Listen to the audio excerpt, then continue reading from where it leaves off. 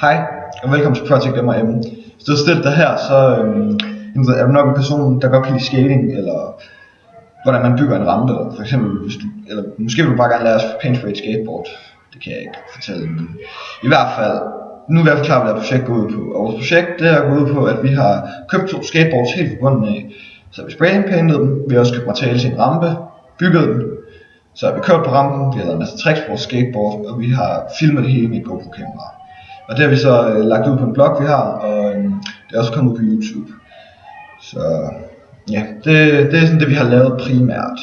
Og det har vi haft det mega hyggeligt med, og det har jo været mega fedt, fordi vi har nærmest skatet i vores skoletid. Der har vi bare været hjemme og skate, fordi vi skulle filme de her ting, eller de her tricks. Der har været en del af skoletiden at skate for os, og det har været pisse sjovt. Og det er det, vi har lavet, så det er bare fedt. Og ja, det var sådan mest det, vores projekt går ud på, og jeg håber, I nød den her fremvisning af vores videoer. Så det var det.